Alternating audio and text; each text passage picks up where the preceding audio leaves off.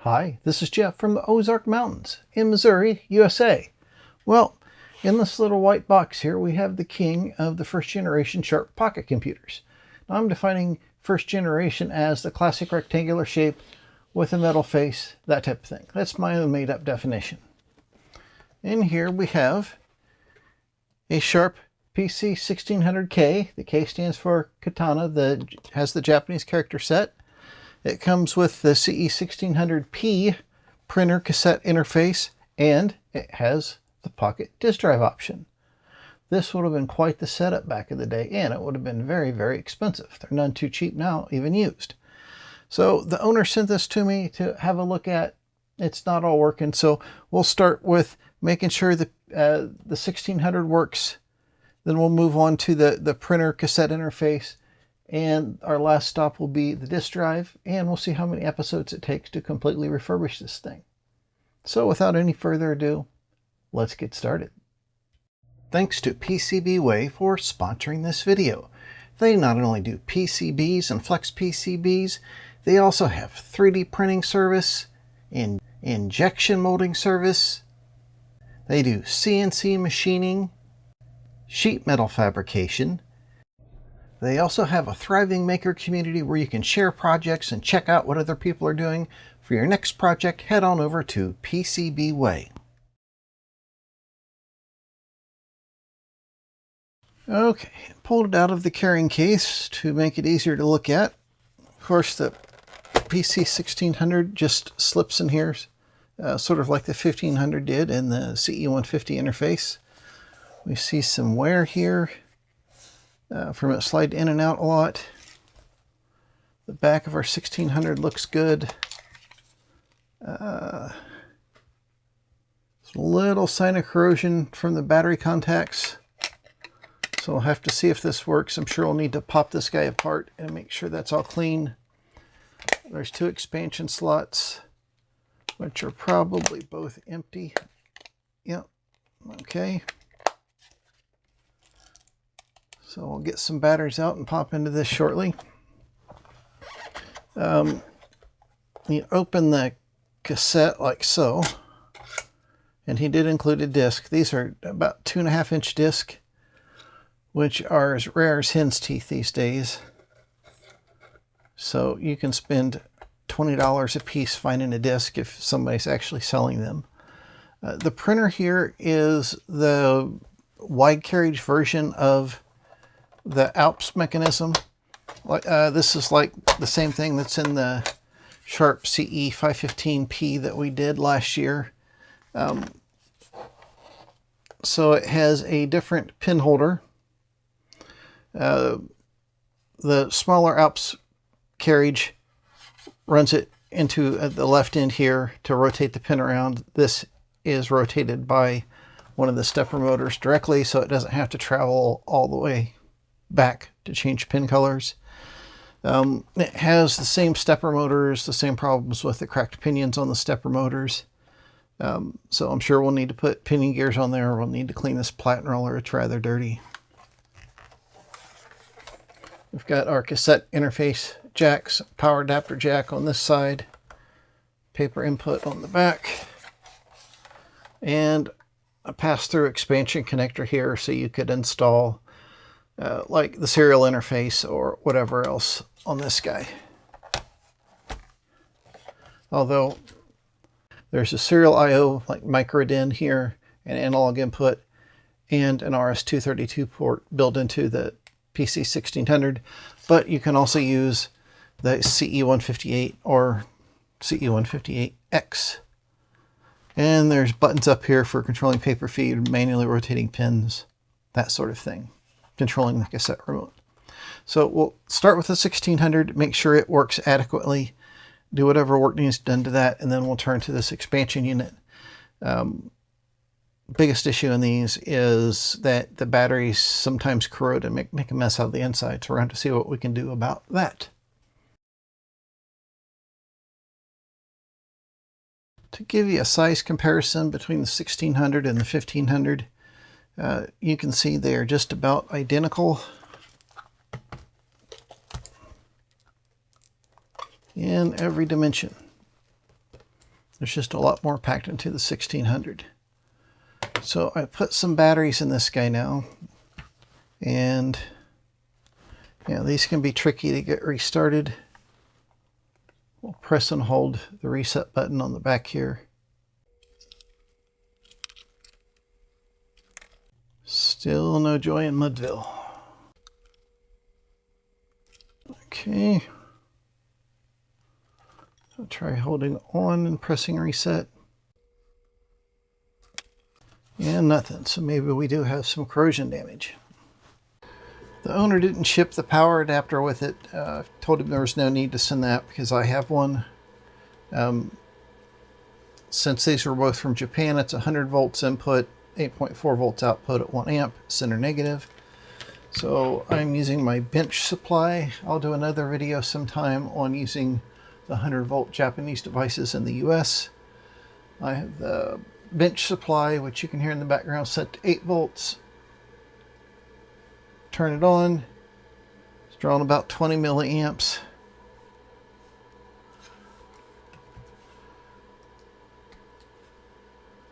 Oops, we got to go to, you can see it's on there. Run mode.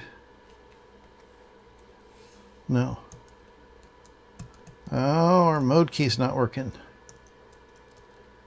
So we'll try the reset button.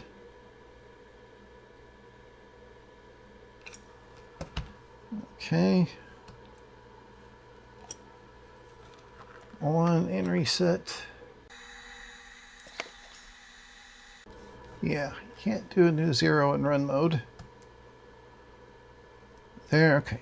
Reset allows us to change modes. New 0.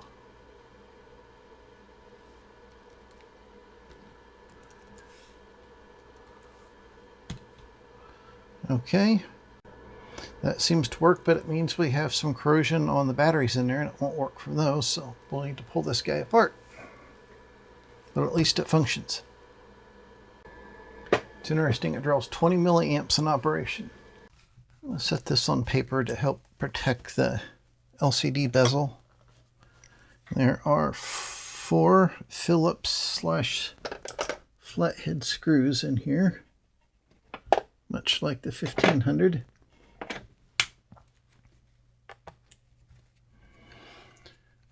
And the first time I like, taking something apart, I like setting the screws beside the hole I pulled out of, or setting them aside in a certain order, just to make sure they're all the same size. Oh, we've got one in the battery compartment right here too. Okay, all 4 corner screws are the same.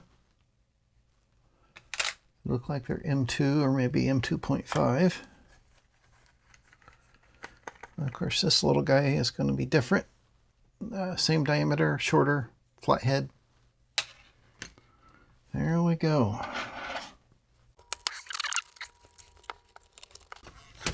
Okay, similar but not exact.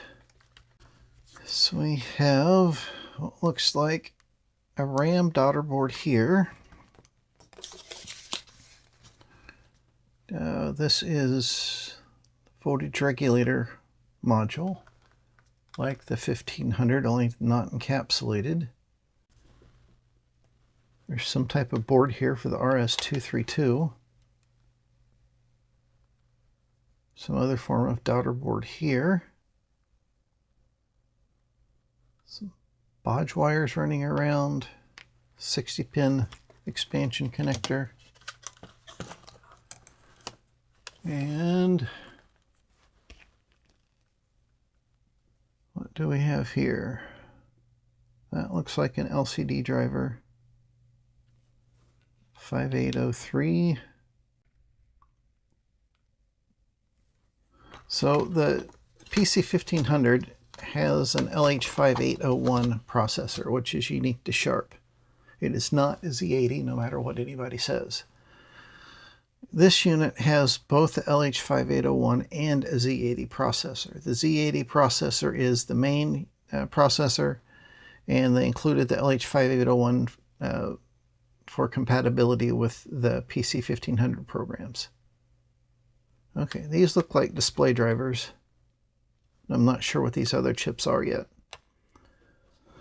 So we've got this flex board that goes down on the main board and is soldered in. There's lots of stuff soldered to it. Maybe has some connections over here. And our battery compartment, which is shrouded with a ribbon cable. So contacts from here are going to here over top of the battery compartment with this ribbon cable in there. That's a lot of fun. And got to figure out how to get this board out of here. So it looks like there are a number of screws. And are there any screws? There's no screws there. Now the owner did send along all the PC-1600 documentation he'd collected on a CD, which was nice. Yeah, sometimes if you don't need to pull screws or they're connected to something else, they'll be indicated as such on the device. I don't see any of that here. So, and all the screws are of a similar type.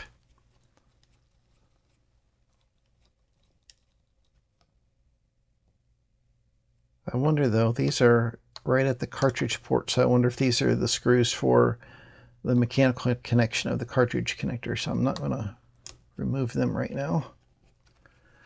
I'm going to do these other three. Yeah, okay, that did not loosen it up at all. So go ahead and take these out. Maybe they're using the screws as, double duty to secure the expansion connector, card connector, and also hold the board down. Sometimes you'll find little nuts on the back of screws like this.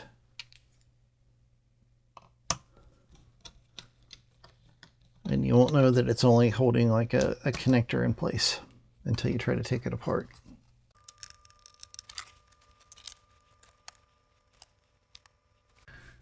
Okay, I found there's nothing else holding it in. You just needed to start from the back side and kind of pop it out this way and then lift it like this and slip the connector out from this side. I remember the 4 screws here. I was worried that just went in the nuts. Well, that's exactly what they did. There are the 4 nuts. And the other thing is we've got the battery contact wires kind of in a bad spot. One of them goes to here under the voltage regulator board right here. And the negative goes up there. But you can't really get to them to desolder them, at least the positive one, because it's stuck under this thing, and when you lift the board up, there's not enough room. So I'll desolder them from here and here after I take a picture of that. I always keep this cheap old point and shoot camera at my desk. The battery latch is broke on it, but it still works fine. The macro function works great.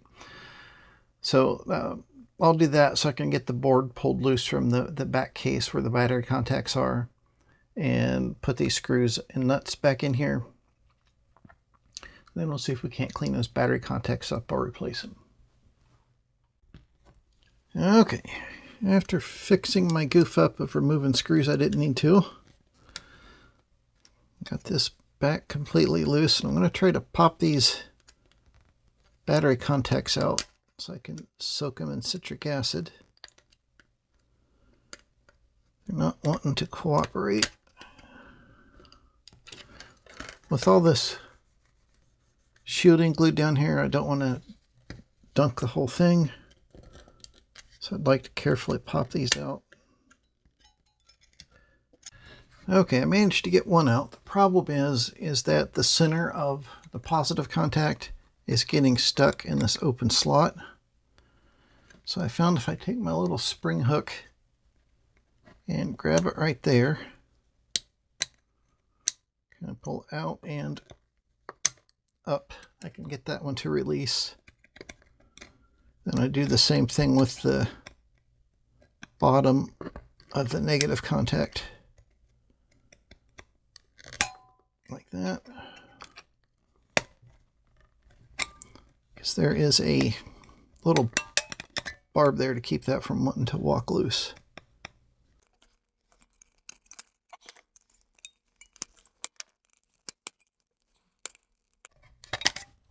There, I think I got it off the barb. Yep, and I shot it across the room, but that's what you got to do. So here's what the battery contacts look like once we got them out. You can see the negative contact there with the black wire on it. It looks the worst. The others aren't too bad, so I dropped them in citric acid for anywhere between 5 minutes and 20 minutes for the worst one. And they all cleaned up except for that negative contact. The other problem it had is that it was only hanging on to the wire by about 1 strand. And here are the contacts reinstalled, and I put a new one in for that negative contact, trim the wire back, resoldered to the new contact, and it looks just like factory basically. So, and it's making a good connection now. Okay, got the battery contacts all fixed up, put in a set of batteries, finally got it to reset. It's gonna be a real pain in the butt to reset. Let's program mode, we'll do a new 0. Okay, shows us our memory, and I've got it set so the contrast is okay from directly overhead. If I set it so it looks the best from my point of view, it's about right there. So like a lot of other large LCDs of this era, the contrast isn't great, but it's okay. So the computer itself works now. And we can turn our attention to the docking station and take it apart and see how bad the corrosion is.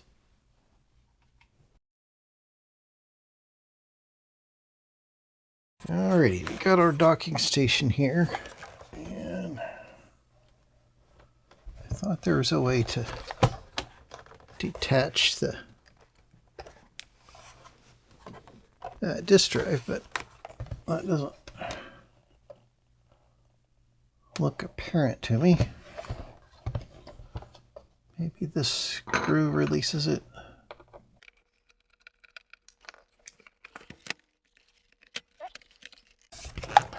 Okay, well, we'll worry about that later.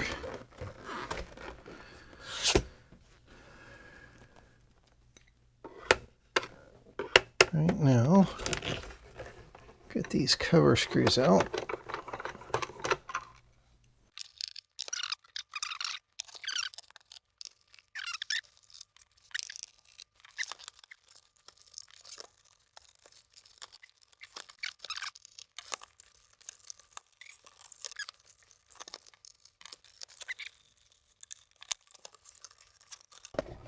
Yeah, here this drive is slowly coming undocked. I thought it did. There we go. This is a smaller version of the 60-pin connector. Okay, I'll set the drive aside and worry about it later. And here is the lid. Your operator buttons here. And thankfully, the battery hasn't destroyed everything. We can go ahead and unplug the buttons like that. We can set him aside. Sometimes all of these cables here will be super corroded. The cable going this way goes to the 60-pin connector and the drive connector, and the one going this way goes to the pass-through connector. So here is our stepper motors. Interestingly, these do not look like the same pinion that the CE-515 had. These also do not appear to be broken. That is good news. Battery pack plugs in there. Of course, this one's shot. It takes the same shape pack as the CE-150 for the PC-1600 does. This one has a connector where the CE-150 doesn't. So all in all, this looks in really great shape. Just a little cleaning. Some closer inspection of the pinion gears. I do notice, see if I can get zoomed in enough to show you. On these pinion gears, they do have a little hub on the back, which will add a little strength, and they've got a solid ring on the outside, which will add strength. So maybe that's what's kept it from breaking. And the anti-backlash gear set for the paper feed looks okay. That's a slightly different design than the smaller ones. I explained this clip coming up. I had been yammering about the third stepper motor on this printer mechanism for at least 30 seconds before I realized you couldn't see what I was doing. And then I go, oh gosh, you can't see what I'm doing. And I try to correct that. So, silly me. Oh no. Okay. You just jog it both directions and it ratchets the, oops, you can't see that. What I'm doing is rotating this motor back and forth, and it rotates the pin carriage, which you can't see yet. This little pawl up here ratchets the pin carriage. Okay. Yes, 3 motors this time. So it looks like we just need to clean up and replacing the battery, which is good news. And then to release the disk drive, there is this screw, and so these 2 screws. These 2 hold the printer in place. So I think I'll go ahead and put those back as they were. And right here and here, I didn't need to take those out. Then we'll worry about cleaning the printer up and swapping in a new battery. Okay, so here is my replacement battery pack I made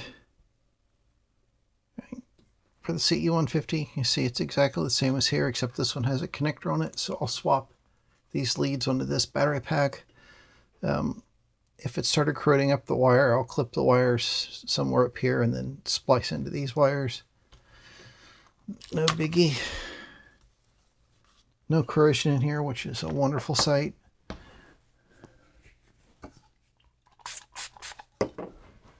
Got some mild cleanser. I think this is Formula 409. I'm just going to clean all the fuzz off this platen roller.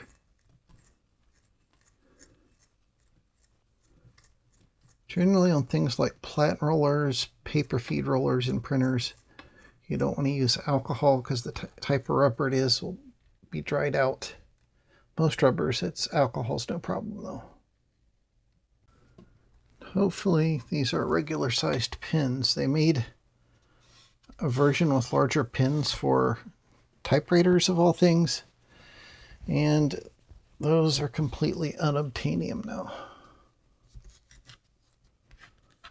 Okay. Clean up any small crumbles from the battery pack there. There we go. And I've got some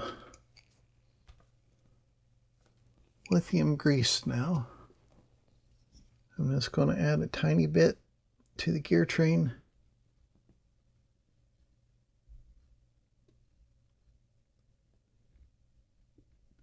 Don't need a lot. Adding too much is worse than not enough.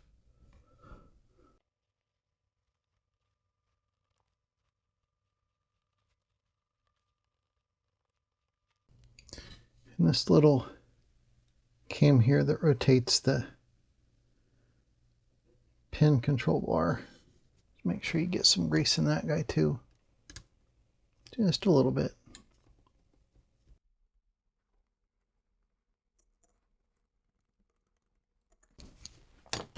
If you get some extra in there, just clean it up. That's all there is to it.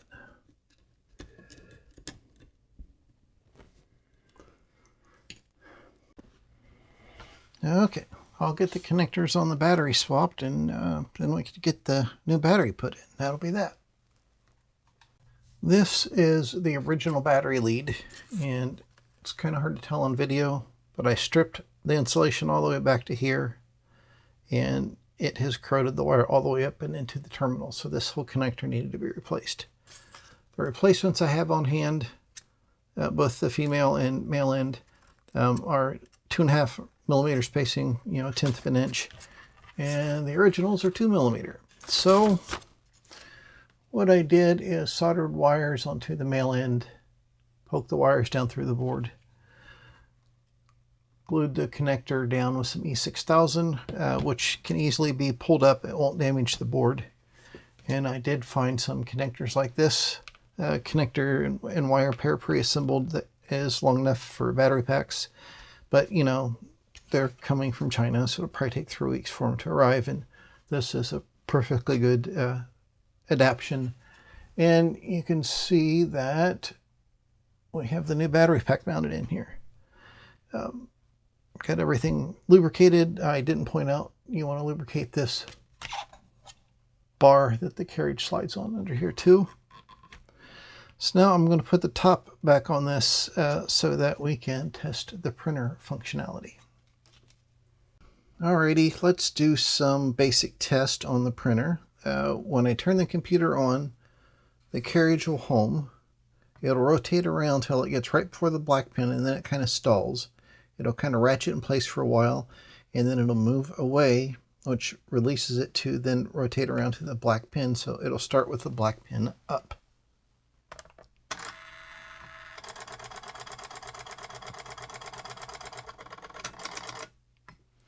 There we go. And if we want to get it into position to change pins, we press Shift, Pin Change. There we go. Pop that pin out. For now, I'm just going to put a black pin in. I think this one should be a good one.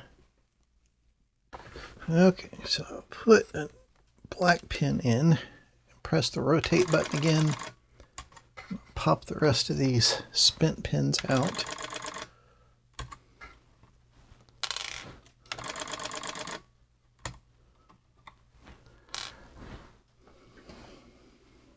And I should be able to go shift in back. It'll home it again. Let's see if I can load a sheet of paper now. Slip this in the back. I don't know how you're supposed to tell. Oh, it is here like this. Okay. So I'm just going to kind of go roughly in the center. And I think if we go shift paper feed, no.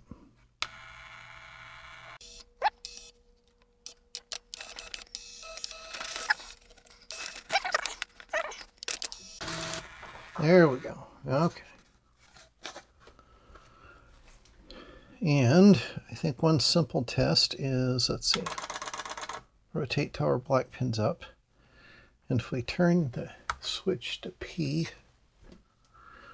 and just type in an expression like 55 times 55, enter. Oh, where it's error 78.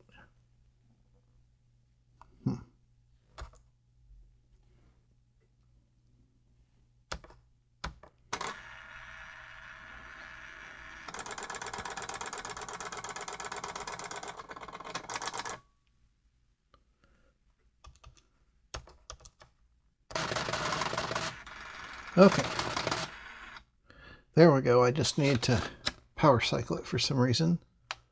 Oh.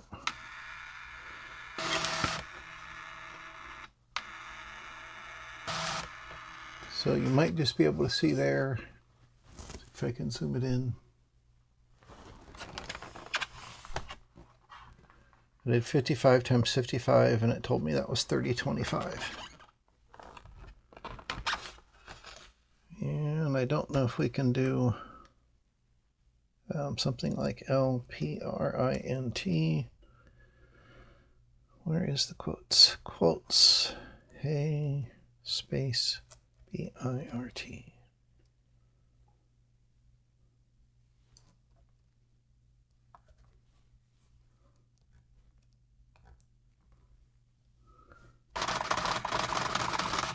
Yes, that did print Hey Birt, which you can't see. Probably couldn't see me typing that in there. We did print Hey Birt. So we can feed the paper in and out, we can rotate the pins, and we can print. And I didn't get the paper loaded squarely, but it's a start. There we go. Now I got it squared up. So, okay, we've got the computer working now, the PC-1600K, and we got the printer working, which is the CE-1600P. Now we need to look at the disk drive, the CE-1600F, and see if we can get that working. And then when we get everything working, we can combine it, write a more extensive program, and test the whole lot.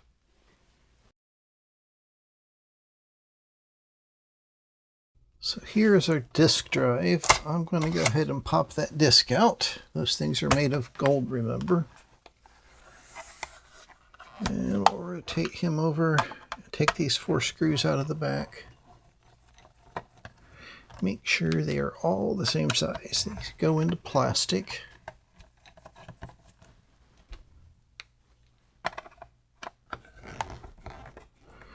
This little floppy drive is surprisingly heavy.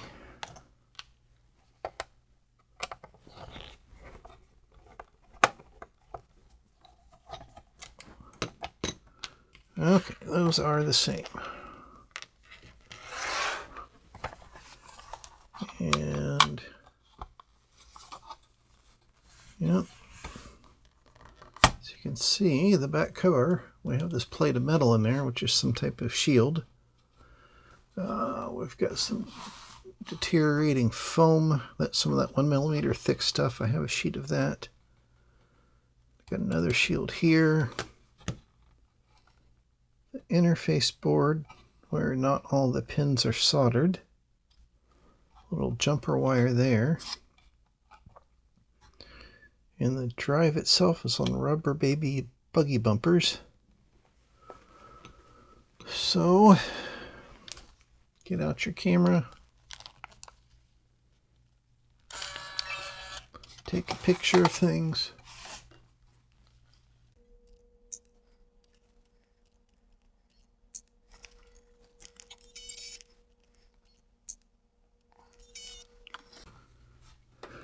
Okay, so I think we need to take that strap loose from there. And there. Okay.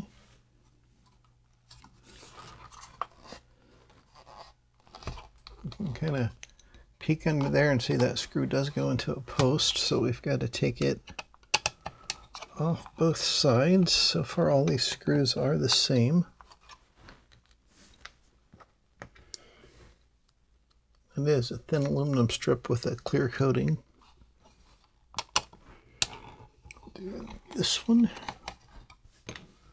All 4 screws are the same.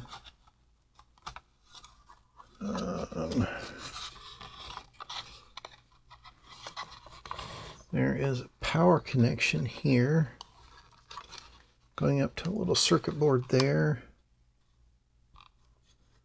And ribbon cable connection, which just slips in there. Be careful with these guys. Actually, it's not a ribbon cable, it's a flat flex.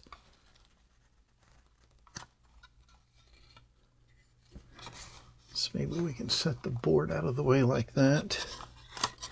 slip that ferrite off the flat flex, set it in the back cover. And our rubber baby buggy bumpers.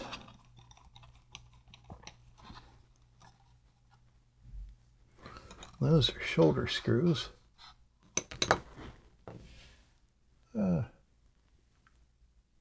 It's got that little step right there on it. That's called a shoulder screw. And we'll take all three of those out.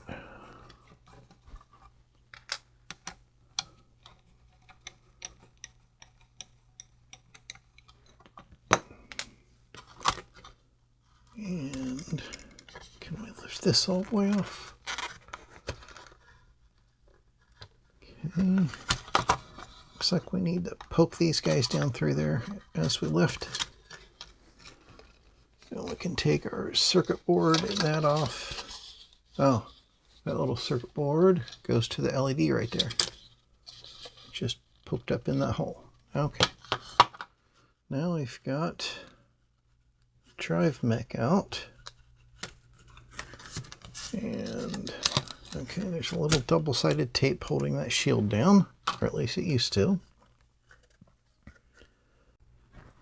Okay, and we've got one screw there. What I'm trying to do here is get in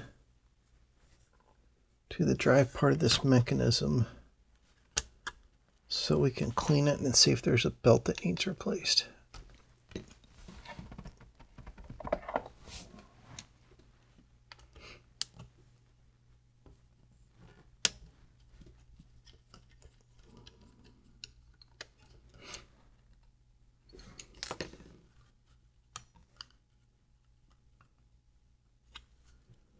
Okay, the board goes under these two little feet things back here. Oh, it's got a gooey board in there. Okay, there's a couple teeny tiny flat flex cables in there.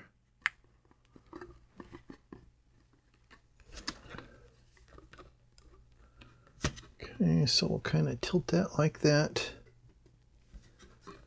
We've got belt on the circuit board here.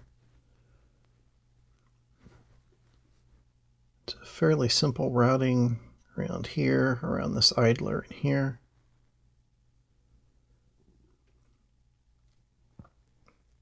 Looks to be a square one, maybe 1.5 millimeters square. I'll have to try to measure it for the length. So what I do to clean these belts out, I'm going to rotate this around so I have better access. I don't think it'll mess up your shot a lot. I really don't like the precarious nature of this flat flex cable. It's kind of stuck in there like that. I'm going to take some tweezers, and I've got a rag over here I don't mind ruining.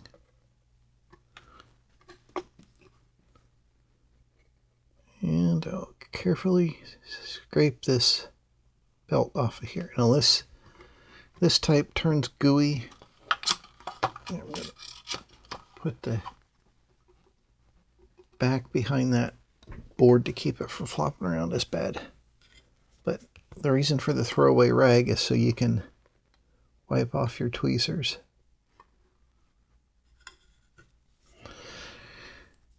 And then get all that off of here that you can. You've got to clean out that groove really good. I find that like a piece of string soaked in alcohol, I'll show you that in a bit, and you rub it around the pulley like that, it'll clean that groove out really nice. And that's the worst part of the job in reality, is just getting all this old gooey belt off of here. It wants to go everywhere, it'll get all over your hands, so be careful. Okay, degooification. I've got some thread here. Kind of hard to see from your perspective. I'm using bright yellow. You want to use a light color. This was the lightest color I had in my sewing kit, and I don't have any yellow clothes or yellow fabric or yellow socks or anything. so I'll never use it for actually mending clothes, so I might as well use it for cleaning vintage computer parts. So just wrap it in the groove of a pulley like that.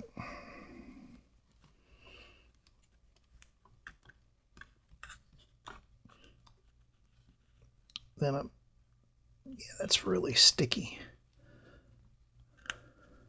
I'm trying to just hold it with one side and pull it through like this, but it's so sticky right now it's hard to do.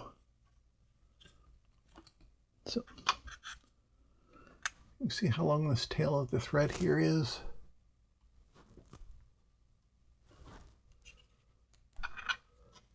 So I'll hold the pulley,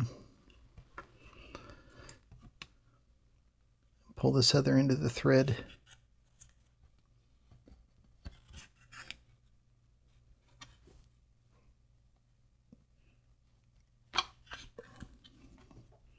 and I'll come back the other way.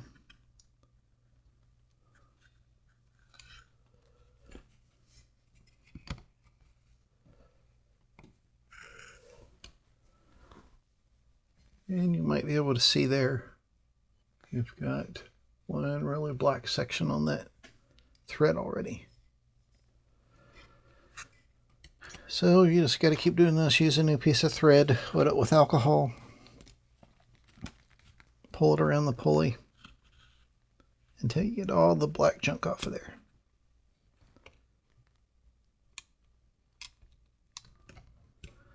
It takes a while, but it does a really good job. And you've got to get every speck of that old gooey stuff off there or your new belt will be instantly ruined. I got the goo cleaned up, which took quite a while. And I measured the thickness of the belt that was on there. It was about 1 millimeter. And I have a bag, you know, you can get these on eBay or AliExpress or whatever. It's like, 200 belts for $2. They're not very good quality belts. But I cut one in half that was longer than what I needed. And I got it at about the right tension. I'm going to mark the length on it and then measure it. Compare that to standard belts, figure out what I need, and maybe I have it, maybe I don't. Okay. So we've got about there where my thumb is to this end. I'll measure it off camera, you'll just have to believe me. That is about 206 millimeters.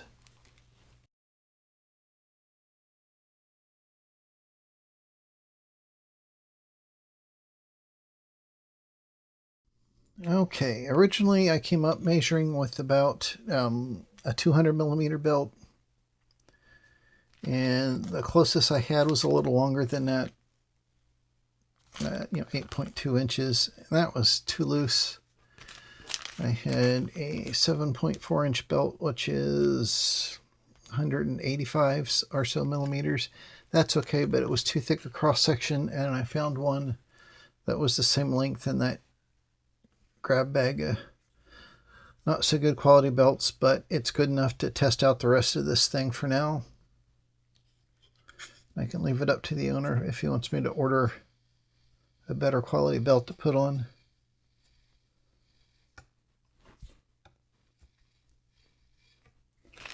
But we know what it is now. In this brand name, the PRB brand belts, it would be an SCY 7.4. which is like 185, 190 millimeters long, about a millimeter cross section. All right, now I'm going to put this back together exactly the opposite way we took it apart, and replace the foam on this guy. I've shown you how to do that before, and then we can test it out. One other thing I want to do before putting this the rest of the way back together is clean the head. It's kind of hard to see in here, but if we look on top right here, that is a felt pad, and underneath that is the head. We can reach that with a Q-tip.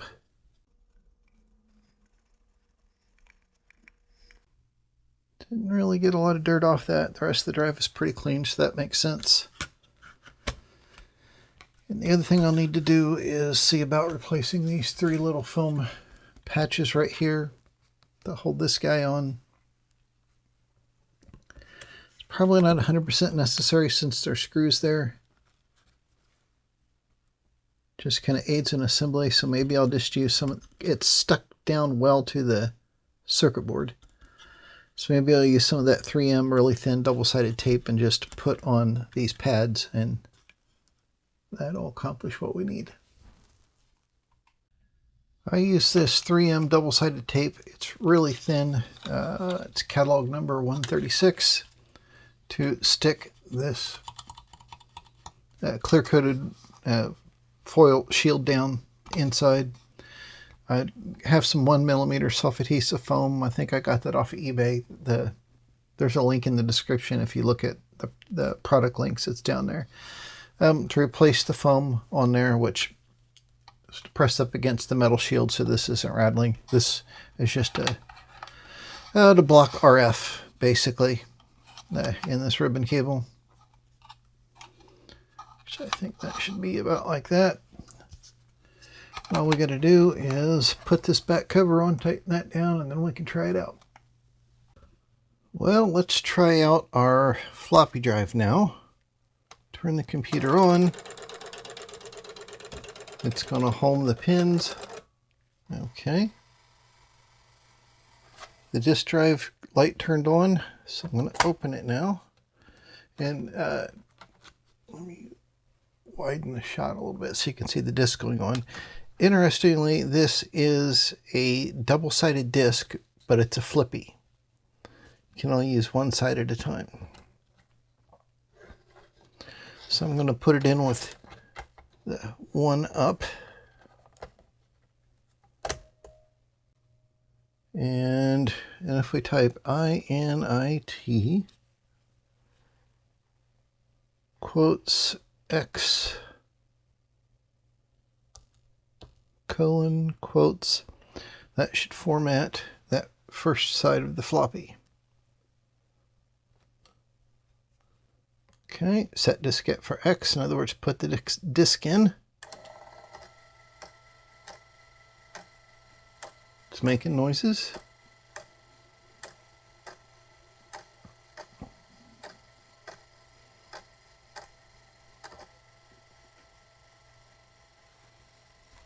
Okay, that seemed to go okay. Now we can format side number 2. And each side can hold about 61K, or so the manual says.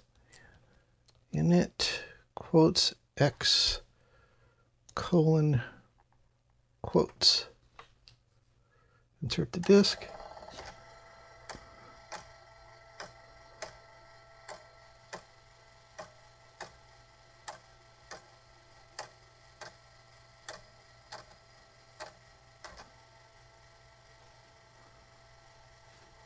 Okay, so supposedly we formatted both sides. I'll put it back on side 1. And I'm going to type in a small program here, 10 print quotes Hey Birt.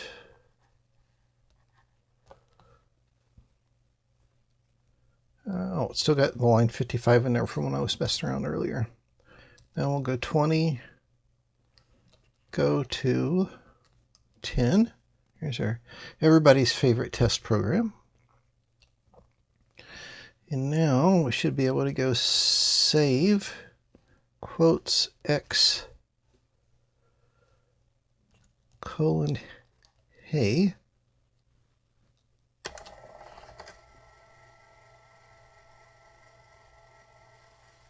Okay. New. Okay, now we just erased it out of memory. Might not be able to see that, what I've been poking on the keyboard. That's a little better, and now I'll type in load X colon hey quotes. Oh, it must have loaded really fast. Let's list it. And indeed, we have our program back. That is pretty awesome. We have a working computer, a working printer, and a working floppy drive. Now we need a really cool demo program.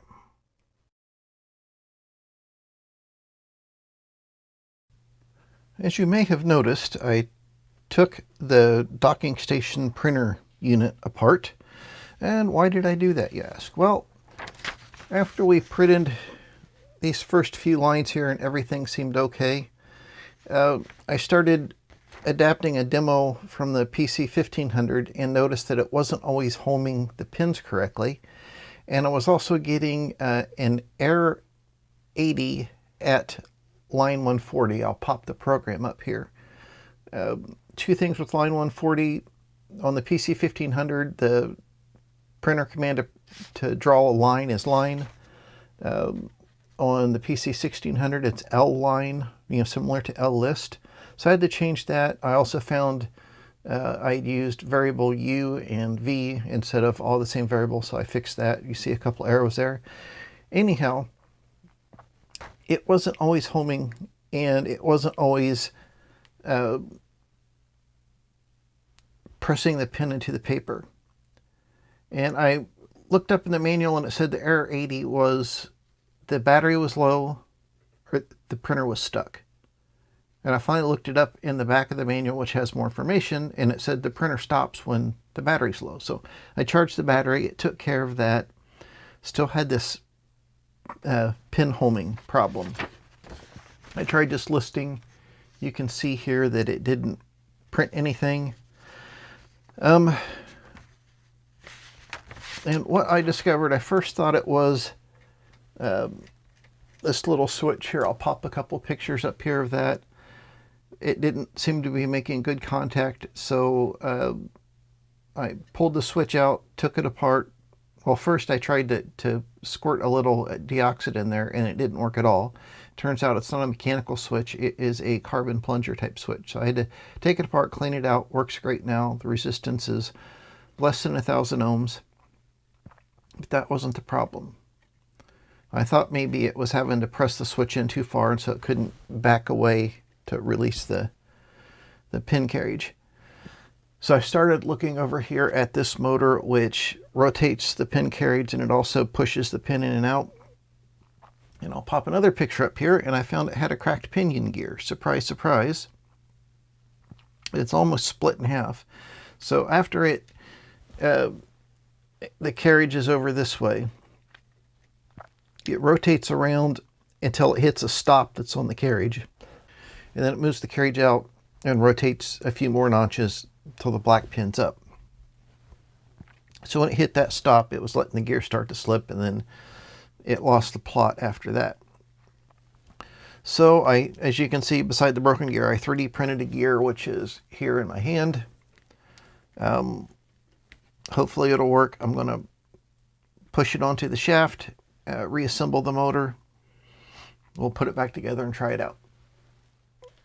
Okay, the gear's installed on the motor, and I just used the same modified C-clamp I used for the brass gears on the other Alps mechanisms. I'll link to a video below. And I'll point out that these other two pinion gears are different. These pinion gears are 0.25 modulus like the smaller Alps mechanisms, but these have 17 teeth, whereas the others have 13 teeth.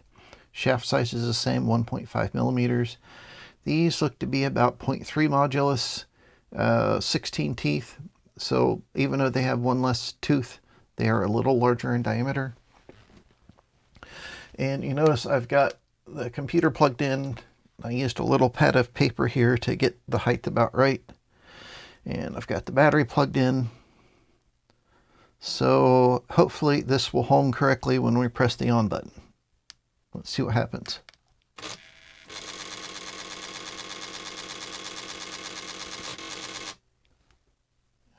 It did nothing.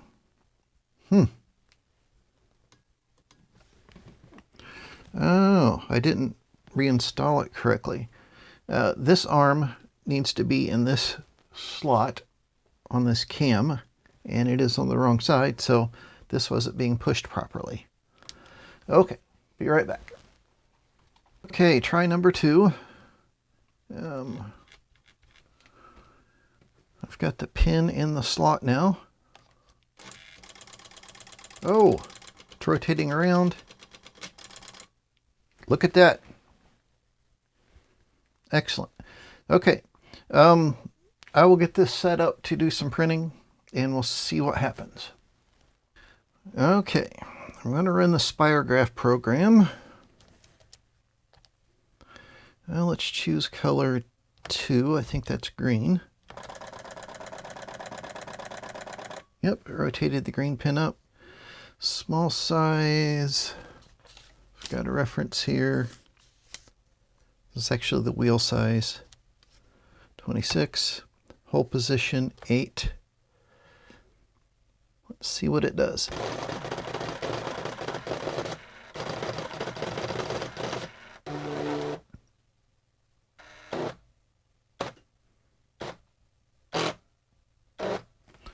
Well, it's not drawing. Let me pop this guy off of here.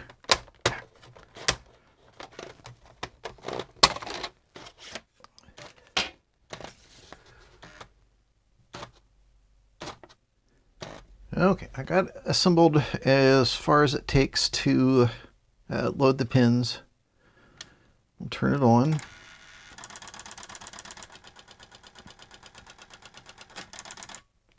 All right. It is testing fine. There's a little piece of fuzz in there. I mean, it homed fine. There's a command test, which is supposed to print 4 colored squares. Let's see what it does.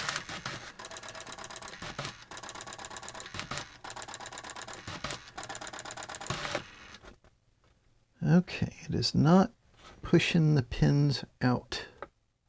Well, I think I finally have this silly printer adjusted. As you can see, I was going from up here from having the pin too close and it was dragging to not close enough. The service manual was less than clear, and I finally got it printing nice. There are a couple of adjustments here. One is the position of this relative to this. In the manual, they show a couple wrenches.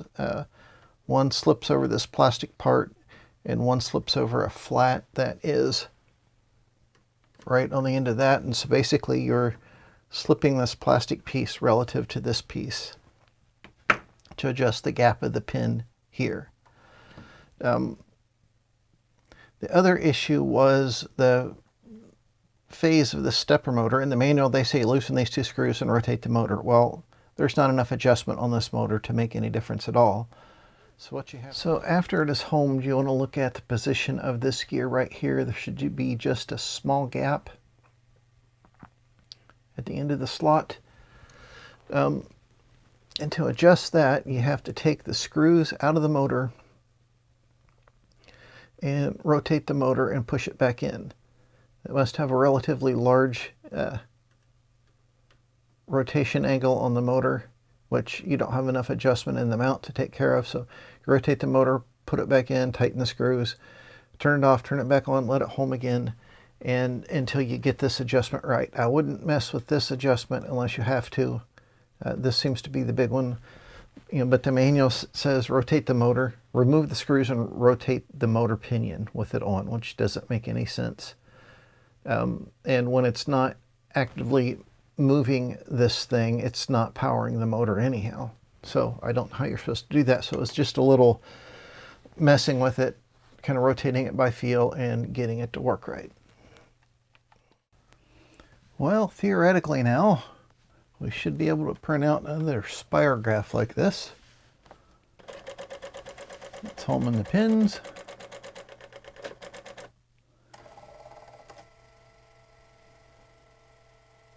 Spun up the floppy drive, put it in run mode. I'm going to type run here. I know you can't see the screen. Color, I think we'll say 2. Not sure if that's blue again or green.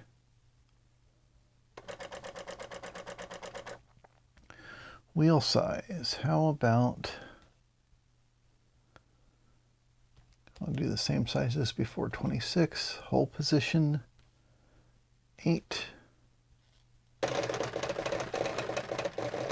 Yep, it's green. So it first prints out the settings that you used.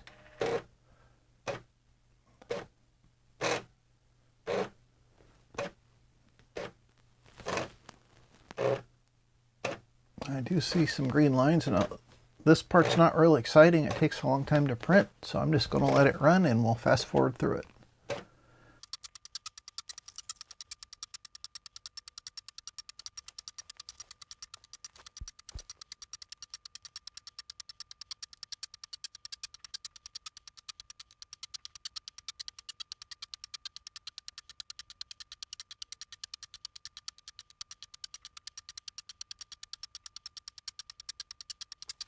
And it'll keep going forever. So once it's gone all the way around, just press a key. And it is done.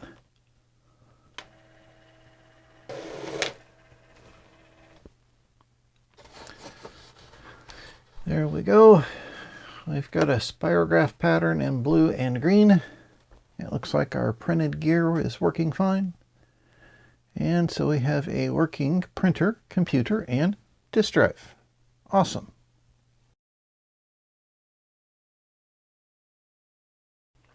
Well, we got our PC-1600K system fully working, computer, printer, and disk drive. Out of all three things, that pinion gear on the printer was really the most fiddly because the manual wasn't exactly clear. We didn't have the special tools. And getting the motor in there at the right rotation was kind of tricky. It's not exactly intuitive on how to adjust that. But it works, and I think the guy that belongs to this will be really happy with it. If you have any questions or comments, just leave them in that comment section down there below. I would love to hear from you. Thanks to everyone who helps support the Hey Birt channel through Patreon and other means. It is greatly appreciated. And until next time, bye.